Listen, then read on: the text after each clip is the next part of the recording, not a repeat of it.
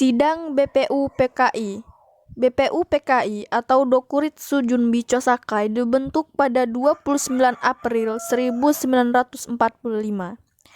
Badan ini diketuai oleh Kanjeng Raden Tumenggung, KRT, Radjinman Wedyodiningrat, serta wakilnya yaitu Ichibangase Yoseo, orang Jepang, dan Raden Panji Soroso. Badan ini beranggotakan 67 orang BPU-PKI. Mempunyai tugas yakni mempelajari dan menyelidiki hal-hal yang bersifat dengan aspek-aspek politik ekonomi, tata pemerintahan, serta hal lain yang dibutuhkan untuk persiapan kemerdekaan Indonesia. Sidang pertama BPU-PKI pada tanggal 28 Mei 1945 diadakan upacara pelantikan sekaligus seremonial pembukaan masa persidangan BPU-PKI yang pertama di gedung Choosangin, yang pada zaman kolonial Belanda gedung tersebut merupakan gedung Volkskrant. Dan kini gedung itu dikenal dengan sebutan Gedung Pancasila.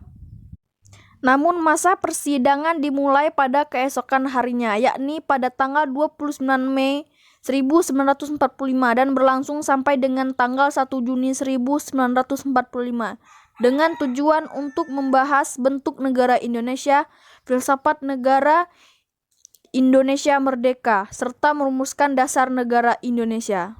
Masa persidangan BPU-PKI yang pertama ini adalah mendengarkan pidato dari 3 tokoh utama pergerakan nasional Indonesia yang mengajukan pendapatnya tentang dasar negara Republik Indonesia itu adalah sebagai berikut. Sidang tanggal 29 Mei 1945, Master Profesor Muhammad Yamin SH berpidato mengemukakan gagasan mengenai rumusan 5 asas dasar negara Republik Indonesia, yaitu pri kebangsaan, pri kemanusiaan, pri ketuhanan, pri kerakyatan, dan pri kesejahteraan rakyat.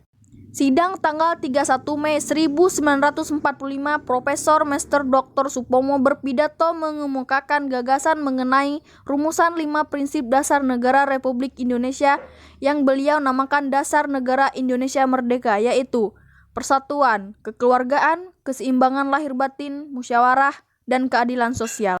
Sidang tanggal 1 Juni 1945, Insinyur Soekarno berpidato mengemukakan gagasan mengenai rumusan 5 sila dasar negara Republik Indonesia yang beliau namakan Pancasila, yaitu kebangsaan Indonesia, internasionalisme, dan pri kemanusiaan, mufakat atau demokrasi, kesejahteraan sosial, dan ketuhanan yang Maha Esa. Sidang yang kedua BPU-PKI. Masa persidangan BPU-PKI yang kedua berlangsung sejak tanggal 10 Juli 1945 hingga tanggal 17 Juli 1945. Agenda sidang BPU-PKI kali ini membahas tentang wilayah negara kesatuan Republik Indonesia, kewarganegaraan Indonesia, rancangan Undang-Undang Dasar, ekonomi dan keuangan pembelaan negara, serta pendidikan dan pengajaran.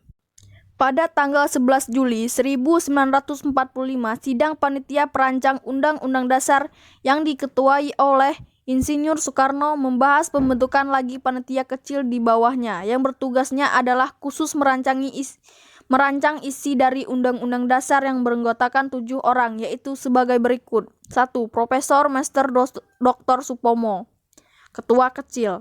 Master KRMT Wongsonegoro. Anggota. Master Raden Ahmad Subarjo Durjojoadi Sorjo, anggota. Master Alexander Andreas Maramis, anggota. Master Raden Panji Singgih, anggota. Haji Agus Salim, anggota. Dr. Sukiman Wirjosanjojo, anggota. Sidang Pleno BPU-PKI menerima laporan panitia perancang Undang-Undang Dasar yang dibacakan oleh Ketua Panitianya sendiri, Insinyur Soekarno. Dalam laporan tersebut membahas mengenai rancangan Undang-Undang Dasar yang di dalamnya tercantum 3 masalah pokok, yaitu pernyataan tentang Indonesia Merdeka, pembukaan Undang-Undang Dasar, dan batang tubuh Undang-Undang Dasar yang kemudian dinamakan sebagai Undang-Undang Dasar 1945. Konsep proklamasi kemerdekaan negara Indonesia baru rencananya akan disusun dengan mengambil 3 alinea. Pertama, Piagam Jakarta, sedangkan konsep Undang-Undang Dasar hampir seluruhnya diambil dari alinea keempat Piagam Jakarta. Sementara itu, perdebatan terus berlanjut di antara peserta sidang BPU PKI mengenai penerapan aturan Islam, syariat Islam dalam negara Indonesia baru, Piagam Jakarta atau Jakarta Charter, pada akhirnya disetujui dengan urutan dan redaksional yang sedikit berbeda. Pada tanggal 7 Agustus 1945, BPU PKI dibubarkan karena dianggap telah menyelesaikan tugasnya dengan baik, yaitu menyusun rancangan Undang-Undang Dasar bagi negara Indonesia merdeka, dan digantikan dengan dibentuknya Panitia Persiapan Kemerdekaan Indonesia atau PPKI, atau dalam bahasa Jepang Dokuritsu Junbi Inkai, dengan Insinyur Soekarno sebagai ketuanya. Tugas PPKI ini yang pertama adalah meresmikan pembukaan serta batang tubuh Undang-Undang Dasar 1945. Tugasnya yang kedua adalah melanjutkan hasil kerja BPU PKI, mempersiapkan pemindahan kekuasaan dari pihak pemerintah penduduk militer Jepang kepada bangsa Indonesia, dan mempersiapkan segala sesuatu yang menyangkut masalah ketataan negara bagi negara Indonesia.